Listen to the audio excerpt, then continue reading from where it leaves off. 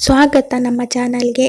ನೀವು ನಮ್ಮ ಚಾನೆಲ್ಗೆ ಹೊಸಬರಾಗಿದ್ದರೆ ದಯವಿಟ್ಟು ಸಬ್ಸ್ಕ್ರೈಬ್ ಮಾಡ್ಕೊಳ್ಳಿ. ಭಾವನ ಕಾಲೇಜ್ ಕ್ಯಾಂಪಸ್ ಮುಗಿಸಿ ಅಂದು ರಾತ್ರಿ 10 ಗಂಟೆಯ ಸುಮಾರಿಗೆ ಅತಿ ಆತ್ಮೀಯ ನಿಖಿಲ್ನೊಂದಿಗೆ ಮನೆಗೆ ಬಂದಳು. ರಾತ್ರಿ ಇಷ್ಟಾದರೂ ಮಗಳು ಮನೆಗೆ ಬಂದಿಲ್ಲವೆಂದು ತಂದೆ ಜಯಸಿಂಹ ದೇಸಾಯಿ, ತಾಯಿ ಮಾಧವಿ, ಗಂಗಜ್ಜಿ, ಕೇಶವ ತಾತ ಎಲ್ಲರೂ ಜಗುಲಿಯ ಮೇಲೆ ಕುಳಿತು ಭಾವನಳಿಗಾಗಿ ಕಾಯುತ್ತಿದ್ದರು. ಯಾಕಮ್ಮ ಭಾವನ ಇಷ್ಟು ಲೇಟು? ನಾವೆಲ್ಲ ಬಹಳ ಹೊತ್ತಿನಿಂದ ನಿನ್ನ ಬರುವನ್ನೇ ಕಾಯುತ್ತಿದ್ದೆವು ಎಂದರು ದೇಸಾಯಿಯವರು. ಸಾರಿ ಅಪ್ಪ, ಕಾಲೇಜ್ ಕ್ಯಾಂಪಸ್ ಕಾರ್ಯಕ್ರಮ ಮುಗಿಯೋದಕ್ಕೆ ತುಂಬ ತಡವಾಯಿತು. ಒಬ್ಬಳೇ ಬರುವುದು ಸರಿಯಿಲ್ಲವೆಂದು ನಿಖಿಲ್ಗೂ ಬರೋದಕ್ಕೆ ಹೇಳಿದೆ ಎಂದಳು ಭಾವನ. ಭಾವನ ಶ್ರೀಮಂತ ಮನೆತನದ ಒಬ್ಬಳೇ ಮಗಳು. ಈಗ ಆಕೆ ಬೆಳೆದರಳಿ ನಿಂತಿದ್ದಾಳೆ. ಮನೆಯ ಎಲ್ಲರ ಕಣ್ಮಣಿ. ದೇಸಾಯಿಯವರು ಮಗಳನ್ನು ಹೂವಿನಂತೆ ನೋಡಿಕೊಂಡಿದ್ದಾರೆ. ಮಗಳೀಗ ಬೆಳೆದು ಮದುವೆ ವಯಸ್ಸಿಗೆ ಬಂದಾಗಿನಿಂದ ದೇಸಾಯಿಯವರಿಗೆ ಸರಿಯಾಗಿ ನಿದ್ದೆ ಇಲ್ಲ.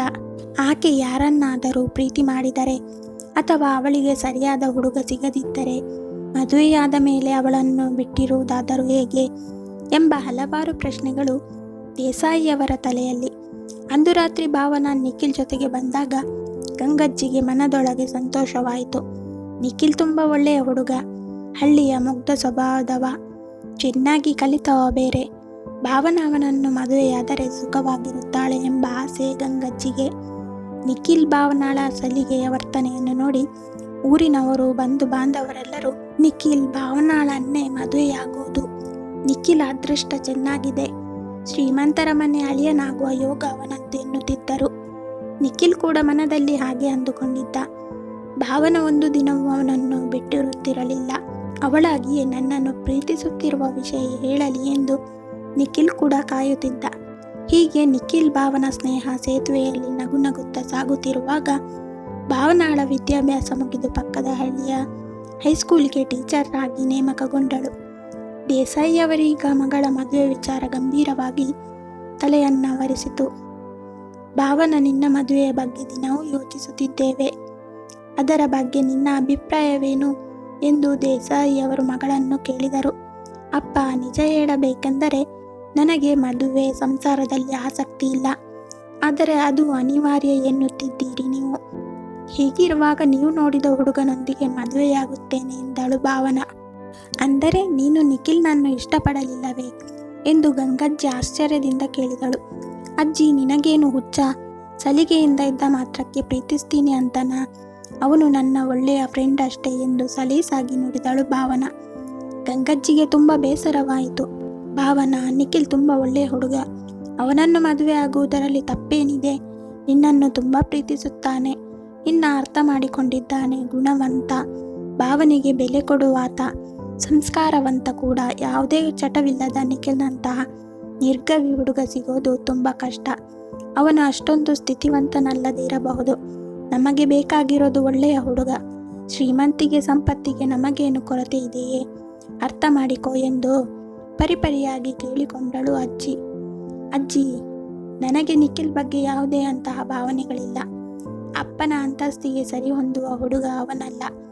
ಅಪ್ಪ ನೋಡಿದ ಹುಡುಗನನ್ನೇ ನಾನು ಮದುವೆಯಾಗುವುದು ಎಂದಳು ಭಾವನ. ಭಾವನ, ಜೀವನ ಮಾಡೋದಕ್ಕೆ ಬೇಕಾಗೋದು ಹೃದಯ ಶ್ರೀಮಂತಿಕೆ ಕಣೆ, ಅದ್ದೂರಿ ಆಡಂಬರ ಐಷಾರಾಮವಲ್ಲ. ವಿಚಾರ ಮಾಡು ಎಂದಳು ಗಂಗಜ್ಜಿ. ಅಮ್ಮ, ಭಾವನಳಿಗೆ ಯಾವುದಕ್ಕೂ ಬಲವಂತ ಬೇಡ. ನಿಖಿಲ್ಗಿಂತ ಒಳ್ಳೆಯ ಹುಡುಗನ್ನ ನೋಡಿದರಾಯಿತು ಎಂದರು ದೇಸಾಯಿಯವರು. ದೇಸಾಯಿಯವರು ಅಂದುಕೊಂಡಂತಹ ಗುಣವಂತ, ಶ್ರೀಮಂತ, ನೌಕರ, ರೂಪವಂತ ಹುಡುಗ ಸಿಗುವುದು ತುಂಬ ಕಷ್ಟವಾಯಿತು. ಹುಡುಗನನ್ನು ಹುಡುಕುತ್ತಾ ಆಗಲೇ 3-4 ವರ್ಷ ಕಳೆದು ಹೋಯಿತು. ಇತ್ತ ನಿಖಿಲ್ ಭಾವನ ತನ್ನ ಪ್ರೀತಿಸುತ್ತಿಲ್ಲ ಎಂಬ ವಿಷಯ ತಿಳಿದು ಪಾತಾಳದಲ್ಲಿ ಹುದುಗಿ ಹೋದಂತಾದ. ಆಶಾಗೋಪುರ ತಲೆಯ ಮೇಲೆ ಕುಸಿದು ಬಿದ್ದಂತಾಯಿತು. ಭಾವನ ತನ್ನ ಉಸಿರು, ಪ್ರಾಣ ಎನ್ನುವಷ್ಟು ಆಕೆಯನ್ನು ನಿಖಿಲ್ ಇಷ್ಟಪಟ್ಟಿದ್ದ. ಇನ್ನೆಂದಿಗೂ ಭಾವನ ತನಗೆ ಸಿಗಲಾರಳೆಂದು ಹುಚ್ಚನಂತಾದ. ಆದರೂ ಇದರಲ್ಲಿ ಭಾವನಳದ್ದೇನೂ ತಪ್ಪಿಲ್ಲ. ಆಕೆ ಒಂದು ದಿನವೂ ನನ್ನನ್ನು ಪ್ರೀತಿಸುತ್ತೇನೆಂದು ಹೇಳಲೇ ಇಲ್ಲ. ಅವಳ ಸಲುಗೆಯನ್ನು ನಾನೇ ತಪ್ಪಾಗಿ ತಿಳಿದು ಮೋಸ ಹೋದೆ ಎಂದು ಮಮ್ಮಲವಾಗಿ ಮರಗಿ ತನಗೆ ತಾನೇ ಸಮಾಧಾನ ತಂದುಕೊಂಡ. ದೇಸಾಯಿಯವರು ಮಗಳಿಗಾಗಿ ಶ್ರೀಮಂತ ಹುಡುಗನನ್ನು ಹುಡುಕುತ್ತಿದ್ದಾರೆ ಎಂಬ ವಿಷಯ ತಿಳಿದ ಮದುವೆ ದಳ್ಳಾಳಿ ಮಾದಯ್ಯ, ದೇಸಾಯಿಯವರೇ, ನಿಮಗೊಂದು ಒಳ್ಳೆಯ ಹುಡುಗನನ್ನು ತೋರಿಸುತ್ತೇನೆ ಎನ್ನುತ್ತಾ ದೇಸಾಯಿಯವರನ್ನು ಬೆಂಗಳೂರಿಗೆ ಕರೆದೊಯ್ದ. ಸುಂದರ್ ಭಾರದ್ವಾಜ ಎನ್ನುವ ಶ್ರೀಮಂತ ಸುಂದರ ಹುಡುಗನನ್ನು ತೋರಿಸಿದ. ಸುಂದರ್ಗೆ ತಂದೆ ಇಲ್ಲ. ತಾಯಿ ವಸುಂಧರಾಳ ಒಬ್ಬನೇ ಮಗು. ಹುಟ್ಟಿ ಬೆಳೆದದ್ದು ಬೆಂಗಳೂರಿನಲ್ಲಿ. ಆಸ್ತಿ ಐಶ್ವರ್ಯ ಸಂಪತ್ತು ತುಂಬಿ ತುಳುಕುತ್ತಿತ್ತು. ಸುಂದರನ ಮನೆ ಅರಮನೆಯಂತಿತ್ತು. ದೇಸಾಯಿಯವರು ಇದನ್ನೆಲ್ಲ ಕಂಡು ತನ್ನ ಮಗಳಿಗೆ ಸರಿಯಾದ ಗಂಡು ಎಂದು ನಿರ್ಧರಿಸಿ ಸುಂದರ್ರವರ ಬಳಿ ಮಾತನಾಡಿ ಈ ಸಂಬಂಧ ಎಲ್ಲಿ ತಪ್ಪಿ ಹೋಗುತ್ತದೋ ಎಂಬ ಆತಂಕದಲ್ಲಿ ಮದುವೆ ನಿಶ್ಚಯ ಮಾಡಿಯೇ ಬಿಟ್ಟರು. ಸುಂದರ್ ಭಾವನಾಳನ್ನು ನೋಡಲು ಹಳ್ಳಿಗೆ ಬರುವಾಗ ಭಾವನಾಳಿಗೊಂದು ಡೈಮಂಡ್ ನೆಕ್ಲೆಸ್ ಅನ್ನು ಗಿಫ್ಟ್ ಆಗಿ ತಂದುಕೊಟ್ಟ. ನೆಕ್ಲೆಸ್ ಅನ್ನು ಕಂಡ ಭಾವನ ಸಂತಸದಲ್ಲಿ ತೇಲಿ ಹೋದಳು. ಸುಂದರನ ಶ್ರೀಮಂತಿಕೆಯನ್ನು ಕಂಡು ಮನದಲ್ಲೇ ಹಿಗ್ಗಿದಳು. ಅವನೊಂದಿಗಿನ ಮುಂದಿನ ಐಷಾರಾಮ ಜೀವನವನ್ನು ನೆನೆಸಿಕೊಂಡು ಭಾವನ ಮನದಲ್ಲಿ ಕನಸಿನ ಬಲೆ ಹೆಣೆದಳು. ವಸುಂಧರಾಳ ಆರೋಗ್ಯ ಸರಿಯಾಗಿರದ ಕಾರಣ ಸುಂದರ ಭಾವನಾಳ ಮದುವೆ ಅವಸರದಲ್ಲಿ ಆಯಿತು. ಮದುವೆಯಂತೂ ರಾಜಮನೆತನದ ಮದುವೆಯಂತ ಅದ್ದೂರಿ ಆಡಂಬರ ಐಷಾರಾಮದಲ್ಲಿ ಆಯಿತು. ಮದುವೆ ನೋಡಲು 2 ಕಣ್ಣು ಸಾಲದು ಎಂಬಂತೆ ವಿಜೃಂಭಣೆಯಿಂದ ಆಯಿತು. ದೇಸಾಯಿಯವರ ಹಳ್ಳಿಯ ಜನ ಇದುವರೆಗೆ ಇಂತಹ ಮದುವೆಯನ್ನು ನೋಡಿರಲಿಲ್ಲ. ಎಲ್ಲರೂ ಬಾಯಿ ತುಂಬ ಹೊಗಳಿದರು.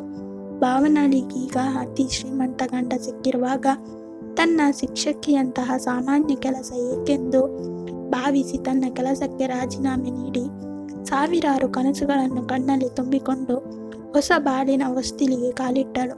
ಸಂತಸವೋ ಸಡಗರವೋ ಎಂಬಂತೆ ಭಾವನಾಳ ನವ ದಾಂಪತ್ಯ ಜೀವನ ಹಾಲು ಜೇನಿನಂತಿತ್ತಾದರೂ ಸುಂದರ್ ತಾನಂದುಕೊಂಡಿರುವುದಕ್ಕಿಂತ ಶ್ರೀಮಂತನೇನೋ ಸರಿ. ಆದರೆ ಏನು ಅನುಮಾನದ ಛಾಯೆ ಭಾವನಾಳ ಮನವನ್ನು ಆವರಿಸಿತು. ಸುಂದರನ ನೋಟ, ಆಡುವ ಮಾತು, ವರ್ತನೆ ಇದ್ಯಾವುದೂ ಸುಸಂಸ್ಕೃತವಾಗಿರಲಿಲ್ಲ. ಸಂಬಂಧ, ಭಾವನೆ, ಪ್ರೀತಿ, ವಿಶ್ವಾಸ, ಅಕ್ಕರೆ, ಆದರತೆಗೆ ಬೆಲೆ ಕೊಡುವ ವ್ಯಕ್ತಿ ಸುಂದರ ಅಲ್ಲ ಎಂಬುದು ಭಾವನಾಳಿಗೆ ಬಹುಬೇಗ ಅರಿವಾಯಿತು. ಆದರೆ ಆತನನ್ನು ಹೇಗಾದರೂ ಮಾಡಿ ಸರಿದಾರಿಗೆ ತರಬಹುದೆಂದು ಭಾವನ ಭಾವಿಸಿದಳು. ಭಾವನ ಪ್ರೀತಿ, ಮಮತೆ, ಮಮಕಾರದಲ್ಲಿ ತವರಿನಲ್ಲಿ ಬೆಳೆದಾಕೆ. ಆದರೆ ಈ ಪೇಟೆಯ ಜೀವನದಲ್ಲಿ ಸಂಬಂಧ, ಮಾನವೀಯತೆಗಿಂತ ಹಣವೇ ಹೆಚ್ಚಿನದು ಎಂಬುದು ಭಾವನಾಳಿಗೀಗ ಸುಂದರನ ಅಮಾನವೀಯ ನಡತೆಯಿಂದ ಅರಿವಾಗತೊಡಗಿತು. ಅಂದು ಸುಂದರ್ ಮನೆಯಲ್ಲಿಯೇ ಪಾರ್ಟಿ ಇಟ್ಟುಕೊಂಡಿದ್ದ. ಈ ವಿಷಯ ತಿಳಿದ ಆಭರಣಗಳಿಂದ ಅಲಂಕರಿಸಿಕೊಂಡು ರೇಷ್ಮೆ ಸೀರೆಯನ್ನುಟ್ಟು ಸುಂದರ್ ಬರುವುದನ್ನೇ ಕಾಯುತ್ತಾ ಕುಳಿತಿದ್ದಳು. ಸುಂದರ್ ಅಂದು ಮುಸ್ಸಂಜೆಯ ವೇಳೆ ಕಣ್ಣು ಕೆಂಪಾಗಿಸಿಕೊಂಡು ಅರೆಬರೆ ಬಟ್ಟೆ ಧರಿಸಿದ 7-8 ಹುಡುಗ ಹುಡುಗಿಯರೊಂದಿಗೆ ಚೆಲ್ಲಾಟವಾಡುತ್ತಾ ಮನೆಗೆ ಬಂದ ಸ್ಥಿತಿ ಕಂಡು ಭಾವನಾಳಿಗೆ ದಿಗಿಲು ಬಡಿದಂತಾಯಿತು. ಬಂದವರೆಲ್ಲ ಸುಂದರ್, ಈ ಗೌರಮ್ಮಳೆಯನ ನಿನ್ನ ಹೆಂಡತಿ ಎಂದು ಅಸಹ್ಯವಾಗಿ ನಕ್ಕರು. ಸುಂದರ್ ಕೂಡ ಭಾವನಾಳನ್ನು ಮನೆಯಲ್ಲಿರುವ ಸಪ್ಲೈಯರ್ ತರಹ ನೋಡಿಕೊಂಡ. ಅನಿವಾರ್ಯವಾಗಿ ಅಳುನುಂಗಿ ಅವಮಾನ ಸಹಿಸುತ್ತಾ ಭಾವನ ಸುಂದರ್ ಹೇಳಿದಂತೆ ಎಲ್ಲ ಕೆಲಸವನ್ನು ಮಾಡಿದಳು. ಭಾವನ ಕನಸಿನಲ್ಲೂ ಎಣಿಸದ ಇಂತಹ ದೃಶ್ಯ ಕಂಡು ಆಕೆಯ ಹೃದಯದಲ್ಲಿ ಶೂಲ ನೆಟ್ಟಂತಾಯಿತು. ಅತ್ತೆ ಬಳಿ ಬಂದ ಭಾವನ ತನಗಾದ ನೋವನ್ನು, ಸುಂದರನ ಅಸಭ್ಯ ವರ್ತನೆಯನ್ನು ಅತ್ತೆಯಲ್ಲಿ ಹೇಳಿಕೊಂಡು ತುಂಬ ದುಃಖಿಸಿದಳು. ಮಗಳೇ, ನನ್ನನ್ನು ಕ್ಷಮಿಸು. ಮದುವೆಯಾದ ಮೇಲಾದರೂ ಆತ ಸರಿ ಹೋಗಬಹುದೆಂದು ಸಂಸ್ಕಾರಭರಿತ ನಿನ್ನನ್ನು ಆತನಿಗೆ ಮದುವೆ ಮಾಡಿಸಿದೆ. ಆದರೂ ಸಹನೆ, ಪ್ರೀತಿಯಿಂದ ಅವನನ್ನು ಗೆದ್ದು ಮನುಷ್ಯ ಗುಣಗಳನ್ನು ಅವನಿಗೆ ಕಲಿಸಮ್ಮ. ಅವನಿಗೆ ಹಳ್ಳಿಯ ಹುಡುಗಿ ನೀನೆಂದು ಸ್ವಲ್ಪವೂ ಮನಸ್ಸಿರಲಿಲ್ಲ. ಆದರೆ ನನ್ನ ಒತ್ತಾಯಕ್ಕೆ ಮದುವೆಯಾದ. ನಿನ್ನ ಜೀವನದ ಸಂಪೂರ್ಣ ಜವಾಬ್ದಾರಿ ನಿನ್ನದು ಭಾವನಾ ಎಂದಳು ಅತ್ತೆ.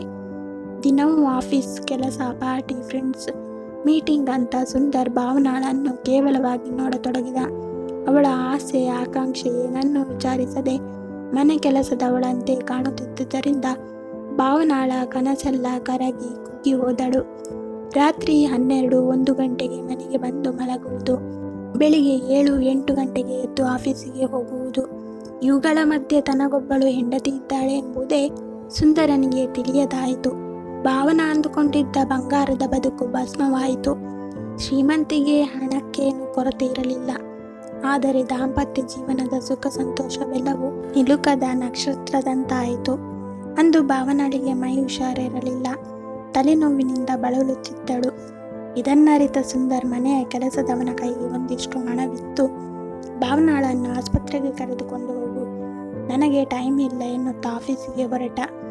ಸುಂದರ್ ಬಂದು ತನ್ನ ಆರೋಗ್ಯ ವಿಚಾರಿಸುತ್ತಾನೆ. ಕೈ ಹಿಡಿದು ಆಸ್ಪತ್ರೆಗೆ ಕರೆಯೊಯ್ಯುತ್ತಾನೆ ಎಂದುಕೊಂಡ ಭಾವನಾಗೆ ತುಂಬಾ ನಿರಾಶೆಯಾಗಿ ದುಃಖ ಉಮ್ಮಳಿಸಿ ಬಂತು.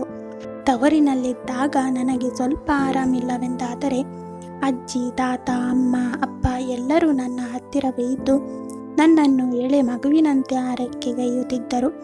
ಆದರೆ ಈಗ ಎಂದು ಭಾವನಾ ಕಣ್ಣೀರ ಧಾರೆ ಹರಿಸಿದಳು. ನಾನು ಈ ಮನೆಯಲ್ಲಿ ಕೆಲಸದವಳಂತಾದೆ. ಗಂಡ ಮಕ್ಕಳು ಸಂಸಾರದೊಂದಿಗಿನ ನಗು ನೆಮ್ಮದಿ ನನಗೀಗ ಗಗನ ಕುಸುಮದಂತಾಯಿತು. ಈ ನೋವನ್ನು ಯಾರಲ್ಲಿ ಹೇಳಿಕೊಳ್ಳಲೆ? ವಿಷಯ ಗೊತ್ತಾದರೆ ತಂದೆಗೆ ಹೃದಯಾಘಾತವೇ ಆಗುತ್ತದೆ. ಅಮ್ಮ ಮಾನಸಿಕ ಅಸ್ವಸ್ಥರಾಗುತ್ತಾರೆ. ಈ ನೋವು ದುಃಖವೆಲ್ಲ ನನಗೇ ಇರಲಿ, ನನ್ನ ಹಣೆಯಲ್ಲಿ ಬರೆದಂತಾಗುತ್ತದೆ ಎಂದು ಭಾವನ ಬದುಕಿನ ಬಗ್ಗೆ ಭರವಸೆ ಕಳೆದುಕೊಂಡು ನಿರಾಶಳಾದಳು. ಈ ಮಧ್ಯೆ ಅನಾರೋಗ್ಯದಿಂದ ಬಳಲುತ್ತಿದ್ದ ಅತ್ತೆ ವಸುಂಧರ ಕೊನೆಯುಸಿರೆಳೆದಳು.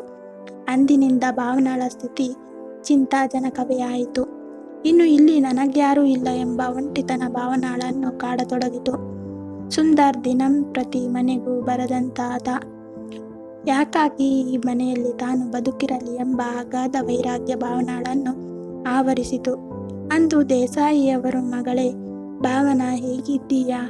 ಸುಂದರ್ ಚೆನ್ನಾಗಿದ್ದಾರಾ? ಮದುವೆ ಆದಿನಿಂದ ನೀವು ಬಂದೇ ಇಲ್ಲ. ನಿನ್ನನ್ನು ನೋಡದೆ ಬಹಳ ದಿನಗಳಾಯಿತು. ನಾನೇ ಬೆಂಗಳೂರಿಗೆ ಬರೋಣವೆಂದುಕೊಂಡಿದ್ದೇನೆ ಎಂದರು. ಅಪ್ಪ ಸುಂದರ್ಗೆ ಬಿಡುವಿಲ್ಲ. ನನಗೂ ಅಜ್ಜಿ ತಾತ ಎಲ್ಲರನ್ನೂ ನೋಡಬೇಕು. ನಾನೇ ಹಳ್ಳಿಗೆ ಬರುತ್ತೇನೆ, ನೀವು ಬರೋದು ಬೇಡಪ್ಪ ಎಂದಳು ಭಾವನಾ. ಭಾವನ ತವರಿಗೆ ಬರುವ ವಿಷಯ ತಿಳಿದು ಮನೆಯವರೆಲ್ಲ ಆಕೆ ಚೈತನ್ಯದಿಂದ ಜಿಂಕೆಯಂತೆ ನಗುತ್ತಾ ಓಡೋಡಿ ಬರುತ್ತಾಳೆ ಎಂದು ಸಂತಸದಲ್ಲಿದ್ದರು. ಆದರೆ ಭಾವನಾ ಮತ್ತೆ ಸುಂದರನಿದ್ದಲ್ಲಿಗೆ ಬರುತ್ತೇನೋ ಇಲ್ಲವೋ ಎಂಬ ನಿರಾಶಾ ಭಾವದಲ್ಲಿ ಭಾರವಾದ ಮನಸ್ಸಿನಿಂದ ತವರಿಗೆ ಬಂದಳು. ಭಾವನಾಳ ಮುದುಡಿದ ಮುಖ ಕಂಡು ಅಜ್ಜಿಗೇನೋ ಆತಂಕವಾಯಿತು. ಭಾವನಾ, ಸಂಸಾರದಲ್ಲಿ ಸುಖವಾಗಿದ್ದೀಯಾ ಎಂದು ಅಜ್ಜಿ ಭಾವನಾಳ ತಲೆ ಸವರುತ್ತಾ ಕೇಳಿದಳು.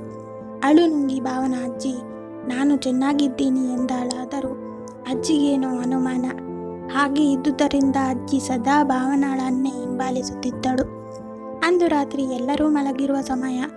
ಭಾವನ ಮಧ್ಯರಾತ್ರಿ ಎದ್ದು ಆತ್ಮಹತ್ಯೆಗೆ ಪ್ರಯತ್ನಿಸುತ್ತಿರುವಾಗ ಗಡಿಬಿಡಿಯಲ್ಲಿ ಗಂಗಜ್ಜಿ ಓಡಿ ಬಂದು ತಪ್ಪಿಸಿದಳು. ಭಾವನ ಅಜ್ಜಿಯಲ್ಲಿ ತನ್ನ ಮನದಾಳದ ನೋವನ್ನೆಲ್ಲ ತೋಡಿಕೊಂಡಳು. ಅಜ್ಜಿಯನ್ನು ತಬ್ಬಿಕೊಂಡು ಜೋರಾಗಿ ಅತ್ತಳು. ನನಗೆ ಬದುಕುವ ಆಸೆ ಇಲ್ಲ ಅಜ್ಜಿ. ಪ್ರೀತಿಯಿಂದ ನೋಡಿಕೊಳ್ಳಬೇಕಾದ ಸುಂದರ್ಗೆ ನಾನು ಬೇಡವಾದ ಮೇಲೆ ಯಾಕಾಗಿ ಬದುಕಲಿ ಎಂದು ದುಃಖಿಸಿಕೊಂಡಾಗ, ನೋಡು ಮಗ, ಜೀವನ ನಾವಂದುಕೊಂಡ ಹಾಗಿರಲ್ಲ. ವಿಧಿ ಲೀಲೆಯ ಮುಂದೆ ನಮ್ಮದೇನಿದೆ ಹೇಳು? ಕಷ್ಟಗಳನ್ನೆಲ್ಲ ಎದುರಿಸಿ ಬಾಳಬೇಕು, ಅದೇ ಜೀವನ. ನಡಿ, ನಾಳೆನೇ ಬೆಂಗಳೂರಿಗೆ ಹೋಗೋಣ. ಬದುಕನ್ನು ಸರಿದಾರಿಗೆ ತರಲು ಸಹನೆ, ತಾಳ್ಮೆಯಿಂದ ಪ್ರಯತ್ನಿಸಬೇಕು ಮಗಳೇ ಎಂದು ಭಾವನಾಳ ಕಣ್ಣೊರೆಸಿ ಗಂಗಜ್ಜಿ ತಾತ ಭಾವನಾಳೊಂದಿಗೆ ಬೆಂಗಳೂರಿಗೆ ಹೊರಟರು. ಮನೆಗೆ ಬಂದ ಅಜ್ಜಿ ತಾತನನ್ನು ಕಂಡ ಸುಂದರ್ ಆರೋಗ್ಯನ ಎಂದು ಕೇಳಿ ಒಳಗೆ ಹೋದಾತ ಮರು ಮಾತನಾಡಲಿಲ್ಲ. ಸಂಸ್ಕಾರಹೀನ ಸುಂದರನ ವರ್ತನೆ ಗಂಗಜ್ಜಿಗೆ ಬೇಸರ ತಂದಿತ್ತಾದರೂ ಮೊಮ್ಮಗಳಿಗಾಗಿ ಸಹಿಸಿಕೊಂಡರು. ಸುಂದರ್ ದಿನಂಪ್ರತಿ ರಾತ್ರಿ 12-1 ಗಂಟೆಗೆ ಬರುವುದನ್ನು ಗಮನಿಸಿದ ಗಂಗಜ್ಜಿ, ನೋಡು ಮಗ, ನಾಳೆ ಮನೆಗೆ ಸ್ವಲ್ಪ ಬೇಗ ಬಾರಪ್ಪ, ಎಲ್ಲರೂ ಕೂತು ಊಟ ಮಾಡೋಣ ಸುಂದರ್ ಎಂದಳು. ಹಸಿದರೆ ಊಟ ಮಾಡಿ ನನಗಾಗಿ ಕಾಯಬೇಡಿ ಎಂದು ಗಂಭೀರವಾಗಿ ಹೊರಟ ಸುಂದರ್ನ ಕಾರು ಅಂದು ಮುಸ್ಸಂಜೆ ಸಮಯಕ್ಕೆ ಬಂದಿರುವುದನ್ನು ಕಂಡು ಅಜ್ಜಿಗೆ ಸಂತಸವಾಯಿತು. ಸುಂದರ್ ತನ್ನ ಮಾತಿಗೆ ಬೆಲೆ ಕೊಟ್ಟನೆಂದು ಭಾವಿಸಿದಳು. ಆದರೆ ಸುಂದರ್ಗೆ ಆಕ್ಸಿಡೆಂಟ್ ಆಗಿ ಮನೆಗೆ ಬಂದಿದ್ದ. ಗಾಬರಿ, ಭಯ, ಆತಂಕದಲ್ಲಿ ಭಾವನ ಸುಂದರನನ್ನು ಆಸ್ಪತ್ರೆಗೆ ಕರೆದೊಯ್ದಳು. ಸುಂದರ್ ಕಾಲು ಮುರಿದುಕೊಂಡು ಹಾಸಿಗೆಯಲ್ಲಿ 1 ತಿಂಗಳು ಮಲಗುವಂತಾಯಿತು. ಭಾವನ ಪ್ರೀತಿ ಮಮತೆಯಲ್ಲಿ ಮಗುವಿನಂತೆ ಸುಂದರ್ನನ್ನು ಆರೈಕೆ ಮಾಡಿದಳು.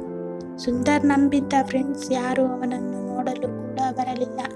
ಹೆಂಡತಿಯ ಮಹತ್ವವೇನು ಎಂಬುದನ್ನು ಸುಂದರ್ ಈಗ ಅರಿತ.